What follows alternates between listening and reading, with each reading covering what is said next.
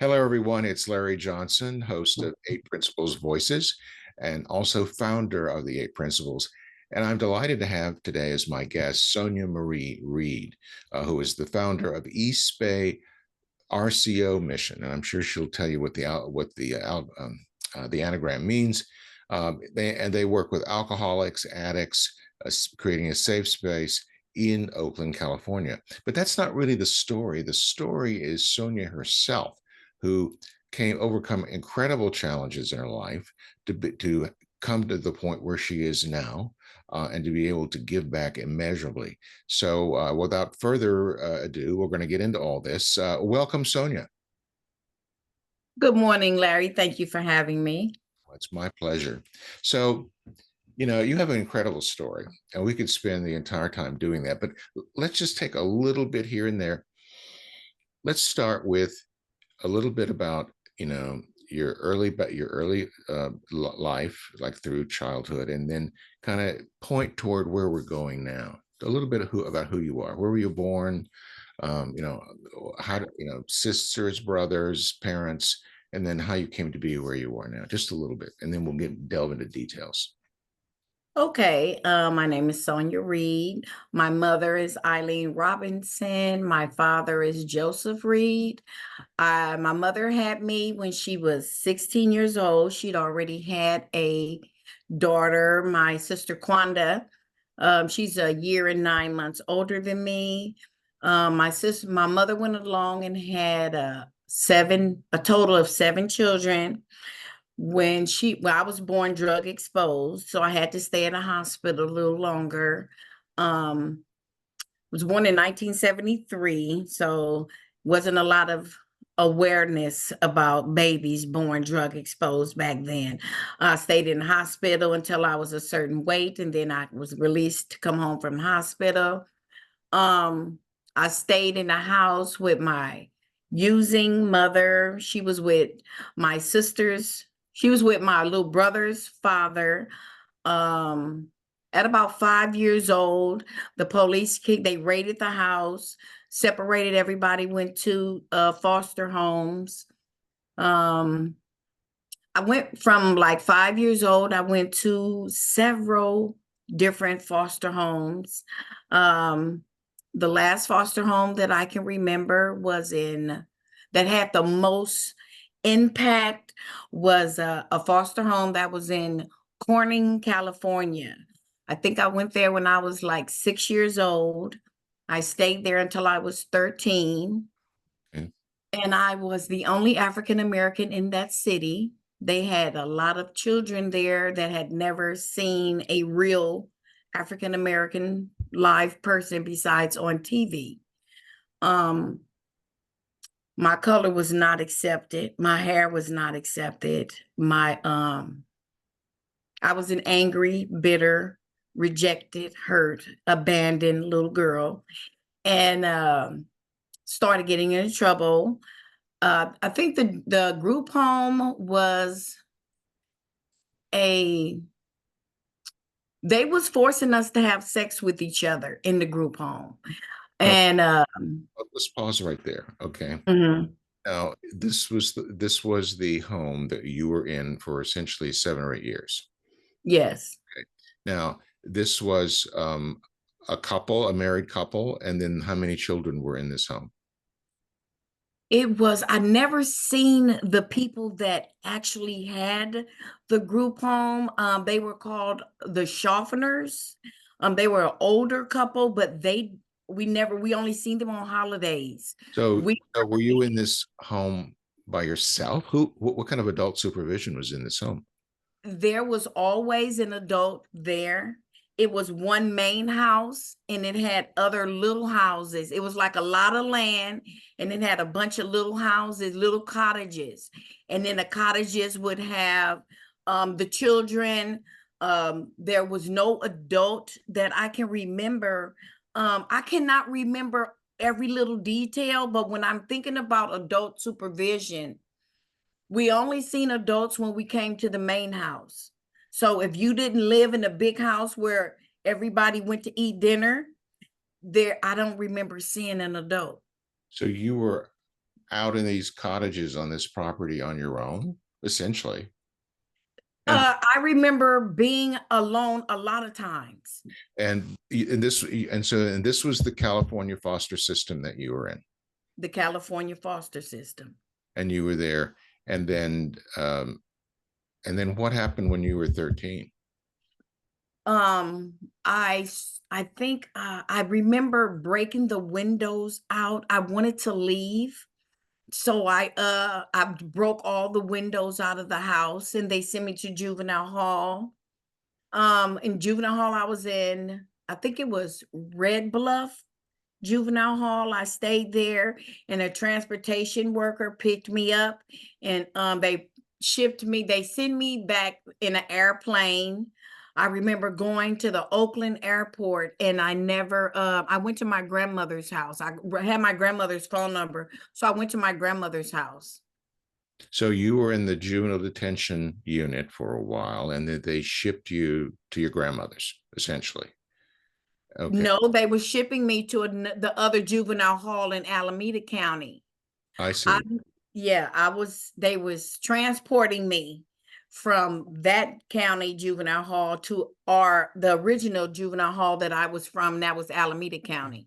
I see. Okay, so you're in the juvenile detention system now. You're out of foster care, juvenile detention. What's next, Sonia? Um, I ran away and I started running the streets and sleeping where I could. For a minute, I went to my grandmother's.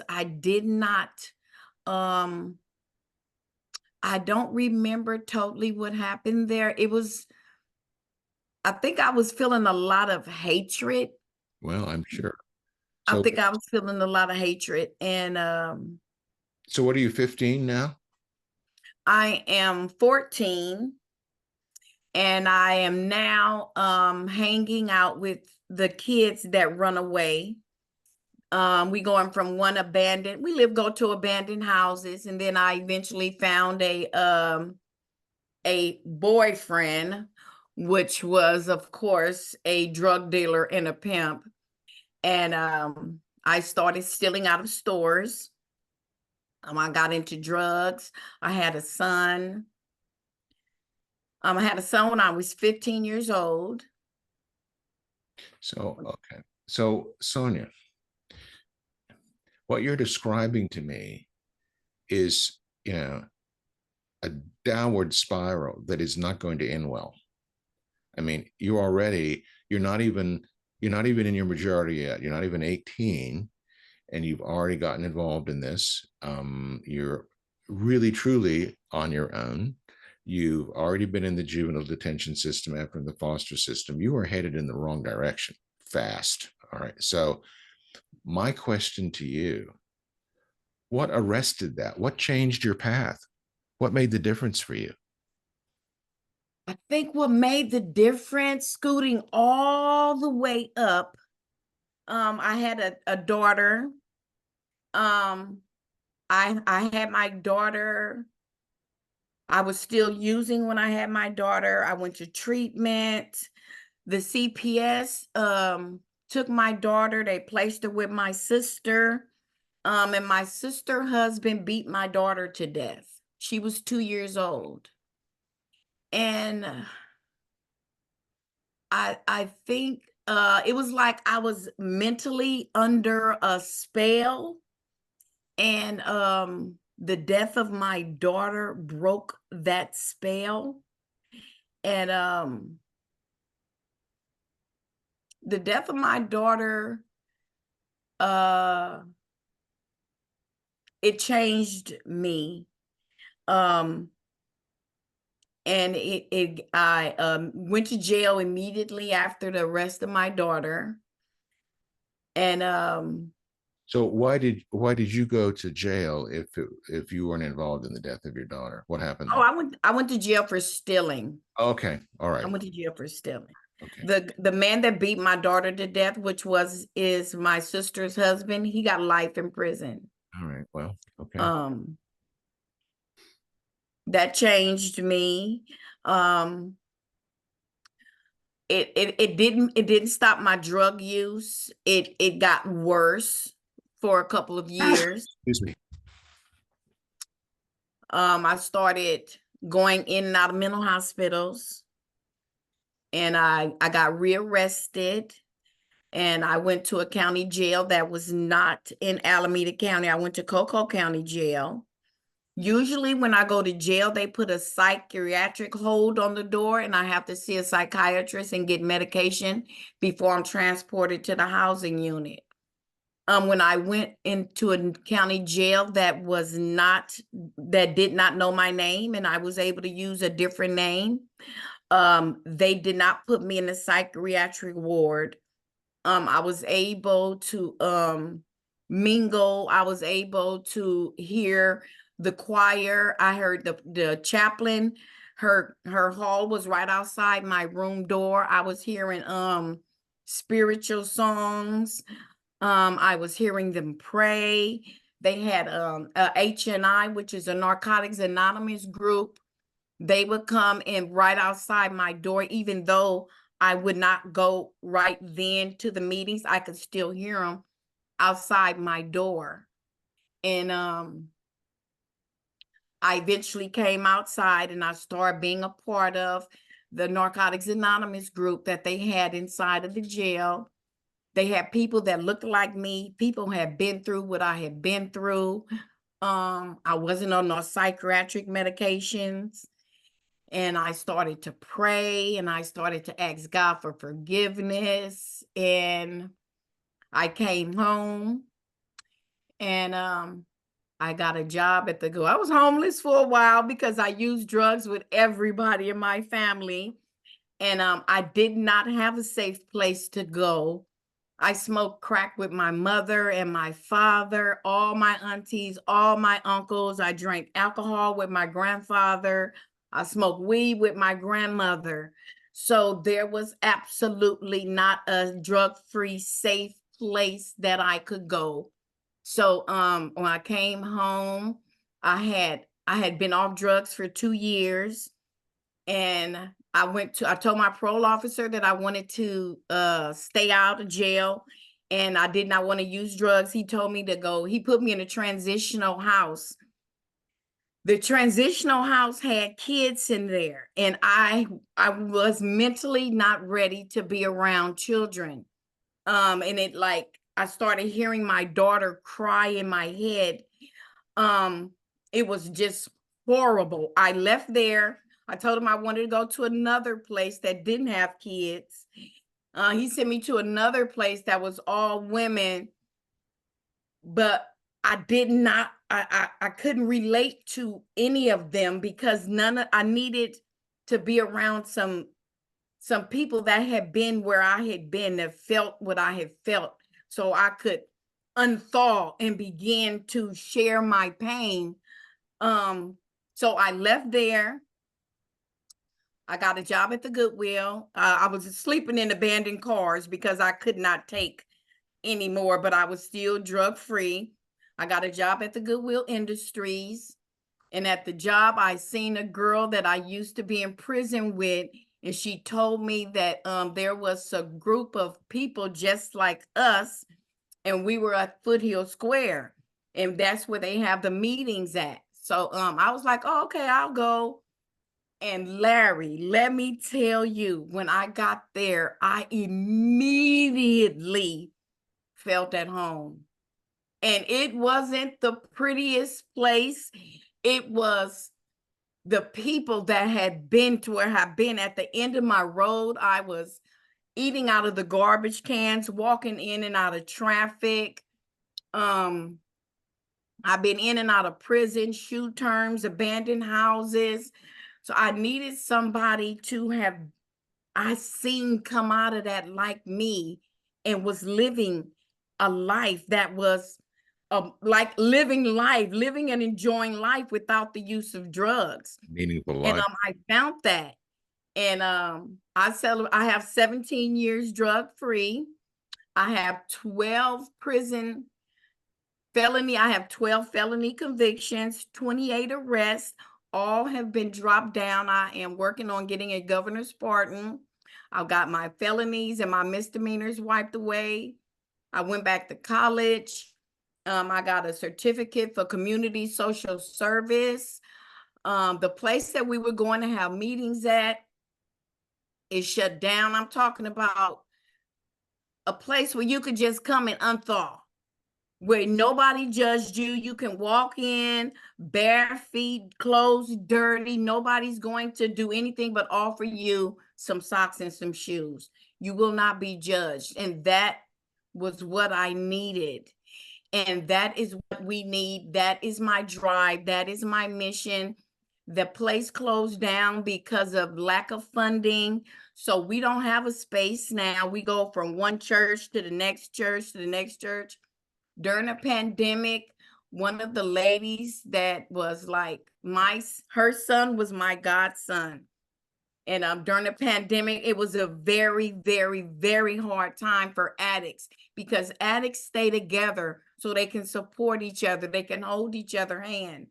And when the pandemic came, we didn't have that. And a lot of us fell off. They died. They started using. The opioid came around, and everybody is just like, where did everybody go? So now my goal, my mission is to create a safe space where people can come and heal. And like upstairs, I would like, like a downstairs or open space, and upstairs have a sober housing for people like me that come home from prison or come home from recovery programs, and just cannot be around kids. So, Just need a place to go where. no, I was just going to say, so when did you found this? This is your dream. So, and Mhm. you're now the founder of this organization and the co-chair. When did that happen? When did you found the organization? Well, we was working on it. We officially got our 501(c)(3) 1 year ago last month. All We right, made one. congratulations. So this is Yeah. this is very new. This whole thing is, and this is your drive. Now you're still in either donated or rented space. You don't have your own space, correct? Okay. Correct. Donated spaces. And so but you want to get a facility that does this, because you said you wanted housing on the top and a meeting space on the lower thing. So now you're still located in Oakland, correct? And this is the community you want to Yes. serve.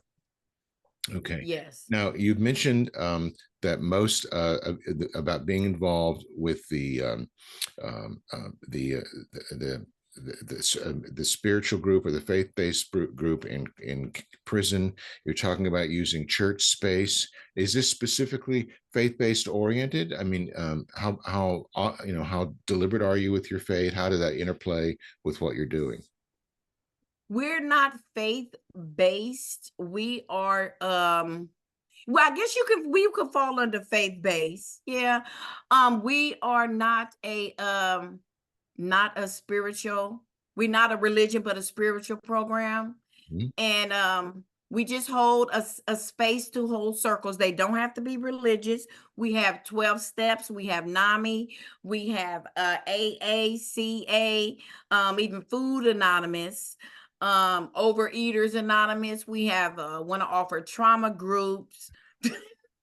Overeat. It's like That's a new one. coping All right. skills, relapse prevention workshops, life skills, teach people how to get their driver's license. A lot of people come home, they have smartphones, they have tablets, they don't know how to use them. We want to offer the literacy workshops. We want to offer a pathway back to rebuild our community and be a part of the recidivism. So tell me, right now, about how many people do you serve on a weekly basis? I'll say we have a group, we have a group every day. Wow. Every day except Thursday. Okay, our Monday group is all women. And I will say it could be anywhere between 35 and 40 women in the group at one time. Mhm. And we literally started off, it was like just 3. That group has been going for 3 years, because at first it was online, and now we got a rented space. We go from one space to the next. So every Monday, Actually, we got a different space that we renting for Mondays. Our Monday meet. Okay, so it's like 45. I'll say about 40 people there on the average. I'll say 35 people there on the average Monday. Tuesday, we have a meeting group that's everybody is welcome there. That covers about maybe 15 people. Wednesday group have about 18 to 20, almost about 20 people. Thursday, we don't have a group working on Thursday. Friday is our big meeting. Friday and Saturday and Sundays is our big meeting. We call it Friday Night Live. And our Saturday Back in Action. Fridays, we can have anywhere between 50 to 75 addicts getting together to have meetings and functions and sober activities just to do something to help each other, lift each other. Mm-hmm. Saturday, our Back in Action, it can have anywhere from 65 to 70 people. And our Sunday at 3, that's the big one. It could have about 100 people in there on Sundays. Okay. So you're serving several hundred people during the course of the week. Okay, you're doing this now. I guess your near-term goal is to secure a facility, correct? Yes. Okay. Now, so are there any sort of formal plans to do that? I mean, where are you in your planning on that? We have actually, we have seen a location we're interested in. We have a realtor. We are writing, every time we write they say, make us an offer. We make them an offer. We've been pre-approved for $700,000. They're asking for $1 million. And every time we write up a letter of agreement, I believe it's some type of write an offer letter, they don't accept the offer, but the property has been sitting there for the last 10 years in a desperately high need area on 85th and International in Oakland, California. We partner with Health Pack so that we can work with other service providers in the community to get together so that we can offer more services than just the recovery space. Health Pack offers a needle exchange, opioid awareness. We do Narcan training, a Narcan testing site. We want to equip the community with knowledgeable information, because if you go in the house and use in the bathroom, somebody kicks the bathroom door down, they don't know what to do. If they are aware of what it looks like, then they can be aware, they can know how to save a life and share the information. So you have, in order to secure this location, you have other organizations that are partnering with you. Is yes. that okay? And how many of those are helping? How many organizations do you have? Financially, one, and that's Health Pack. Okay, so that's a partner with them, and Health Pack it's called. Okay. Yes. Now, tell me about how you secure your revenue. You're a C3. Did you take any government plans? Is it all philanthropy? What are your revenue sources? Right now, Larry, I'm going to be 100% honest. We have not secured any grants. We haven't secured any funding because we haven't been in business for 2 years. It takes 2 years or a sponsorship in order to get some grants. So right now we get donations. Mm-hmm. We do service work. We feed the homeless. We go to food pantries. We get the food. We come back. We cook it. We pack it up, and we take it out to a different location every Saturday. So we pass out. So so you're not eligible for grants, but you're still getting some donations. Yes. You're doing some fee-for-service work, whether you do something for another agency and they compensate you for that. So have you, what about, have you thought about building a program of individual philanthropy? What does that look like?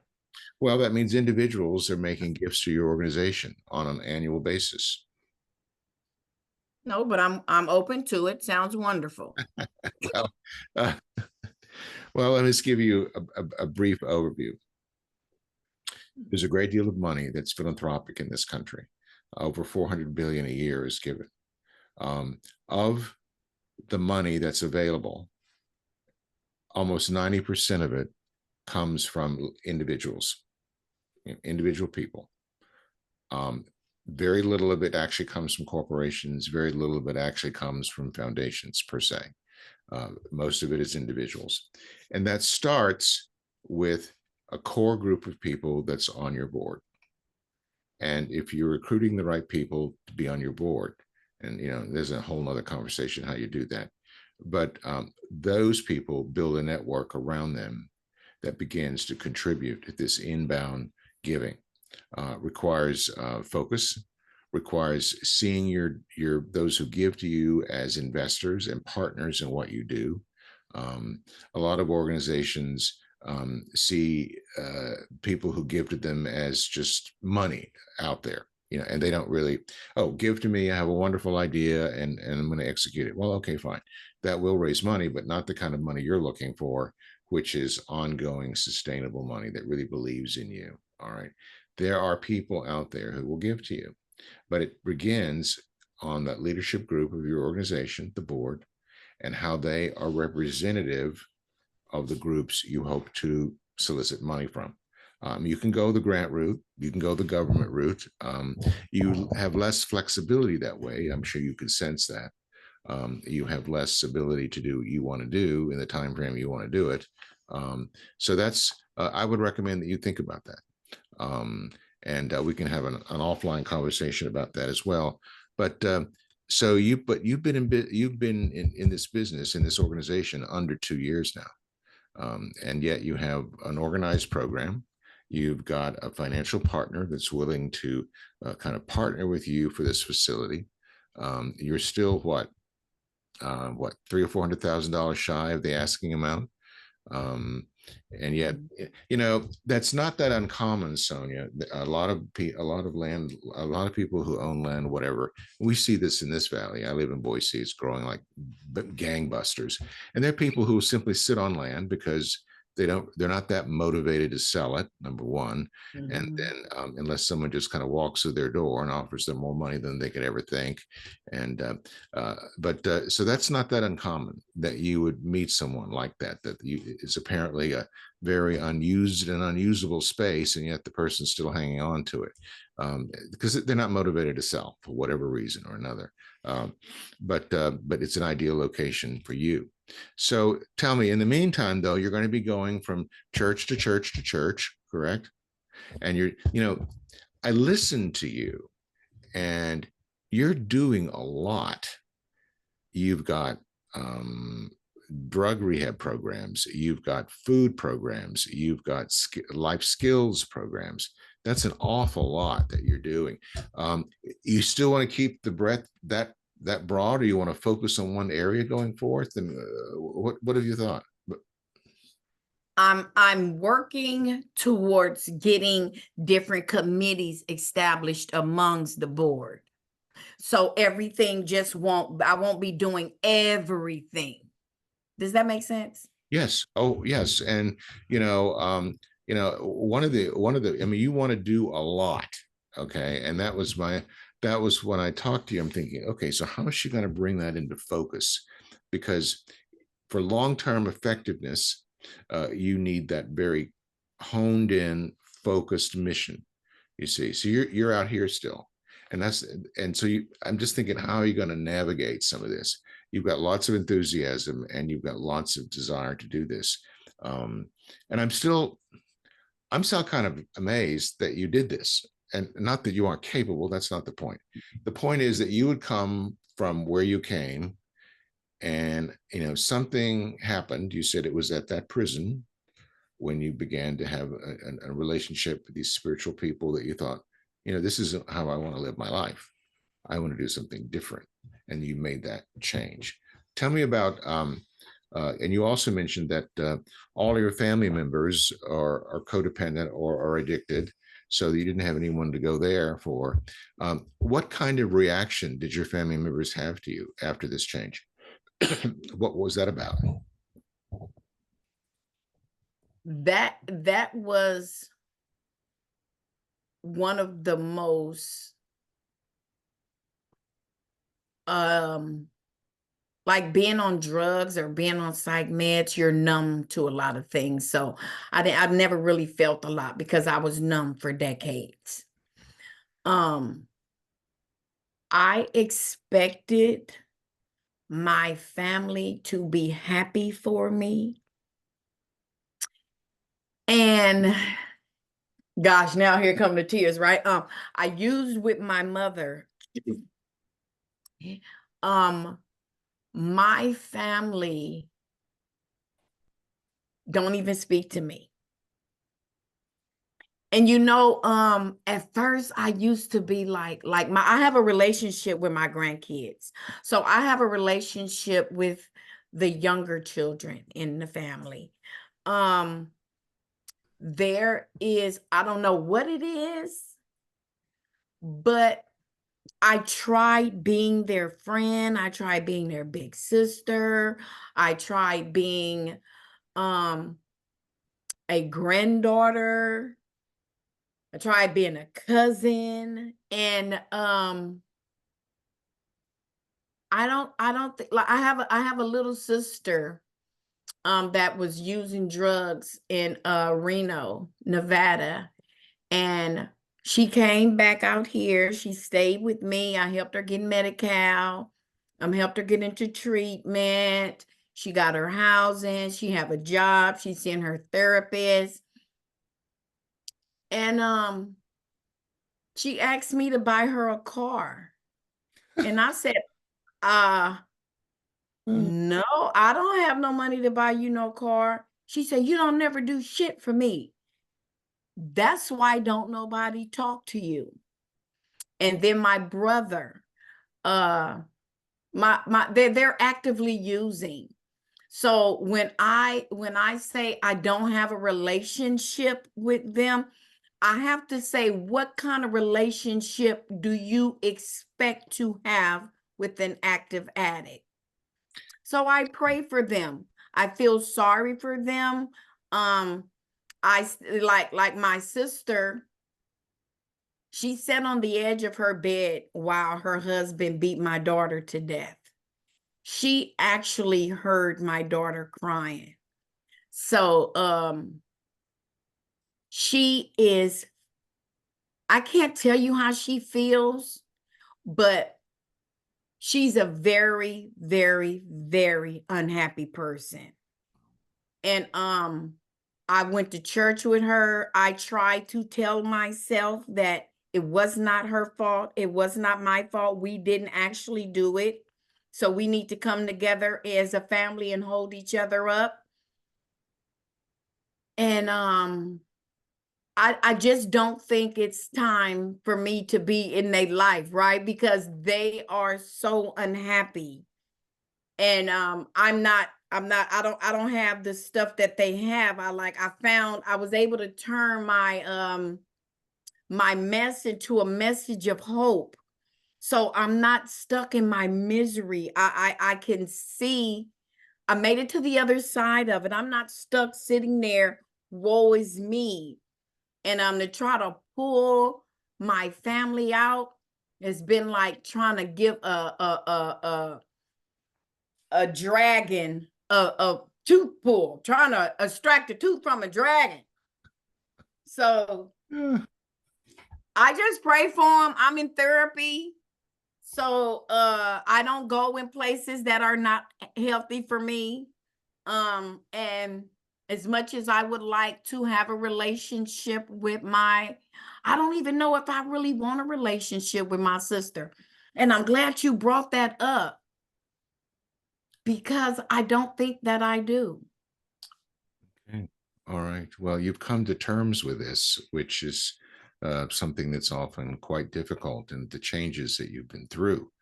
And you've now focused your life on the positive goals, and you've got those in place. And you're under 2 years now in your nonprofit. Um, you're a remarkable woman to have achieved all this. Now, the next step is to get to having something more permanent in terms of a facility, and securing funding. As I said before, I think you have certainly have a wonderful story, a story that will that a number of people will find very compelling. And I would really, hardly recommend that you think about individual philanthropy. The money's out there, and you might think, well, how do I access it? Well, it's like anything else that you've come up against, Sonia. Where there's a will, there's a way. All right, and it's about being focused, and you've certainly demonstrated that. Um, is there anything that we really haven't touched on that you'd like to add today?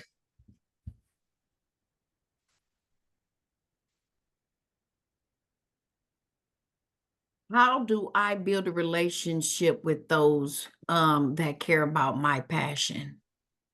How do I make a connection with those funders or those philanthropies that carry the same hope for a better society, better humanity? How Well, do I tap into them? you do that through what's called a top-down, inside-out um, process. The first step is to identify, I'd say, 5 to 7, 5 to 9 individuals that meet that criteria, number one. And two, are representatives of networks that you hope to be able to move into. All right. And you can start small. You don't have to go get um, um, Bloomberg all at once because there's lots of money that isn't name brand money, but it's there. You'll be surprised who you know. All right. Because with having lived the life that you've lived and all the people you've come into contact with during that time, I know for a fact there are people along the way that would be potentials for this. All right. You want to recruit those people onto your governing board, 5 to 7 of them. I say 5 to 7. It's a nice number. It also is an odd number, which you kind of need to it's a better group to get things moving. You don't have ties and that kind of thing. So then you want to look at people from different parts of the community, that either people who are recovered addicts who are successful, people who come out of difficult settings who are successful. These are the people that you want to identify, even in a small way. And then once you have that group, your nonprofit's board, they're only responsible for 3 things. Number one, to make sure that the organization has the proper governing policies and you don't run afoul of regulations and that kind of thing. Number two, to really, really advocate the organization to everyone they know. And 3, to make sure there's sufficient revenue to succeed. And that's where, in your case, fundraising plays a part, philanthropy plays a part. All right. So that as you look at, and the other piece of it is you look at the members of your board that you're looking to create, you will want certain professional skills that you're going to need. You're going to need someone who maybe has a marketing background, someone who has a finance background, someone who has maybe even a fundraising background, someone who has a program background in terms of people who execute these things and are successful at it. Okay. You don't want to overload yourself with bankers, finance, or program people. No, you want to make sure that you have a nice rounded group. And if those, and the other acid test for this kind of group is each member should be able to tell you that your organization will be in their top 3 organizations that they support philanthropically. And if they're not capable of doing that, no matter what kind of skills or quote networks they bring to you, you need to pass on them. Thank you, but no thank you, because you're looking for the people that are equally committed. They don't all have to have deep pockets, but they have to have equal commitment so that they are willing each and every year to make a personal gift to your organization that is in keeping with their ability, whatever that might be, deep pocket, shallow pocket. And that's the key. And once you have that group in place, then they can begin to network outwards to invite people that they know. Because if you're doing good work, the right people will want to be a part of that. Right? That's the key, is treating those individuals as the investors that they really are. Okay. They're not just giving money. What they're looking for is a fulfillment of their own values and visions. That's why people who have some awareness of your experience are really, really the kinds of people you're looking for. You're not looking for people who would have no kind of bearing on whatever. And by the way, just because someone may have wealth now doesn't mean that they don't have drug addiction or other things, problems in their background. You see, my father used to say, well, they're the down and outs, Larry, but they're also the up and outs. And the only difference is the up and outs can sometimes often camouflage it more. Material wealth can camouflage it or it can conceal it, but it can't erase it. And you know, and I know both, that regardless of anyone's background, they're walking around with pain of one kind or the other.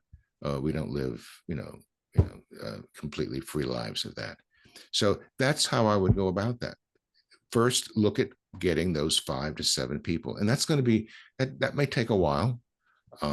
You and your co-chair need to start looking at that.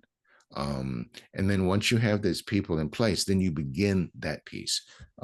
And this isn't the commercial, but we even have an online course that you can take that will kind of lead you through this process. It's very inexpensive, but that's not why you're on the show today. But the point is the resources are there, but the key is getting the right mindset. Okay.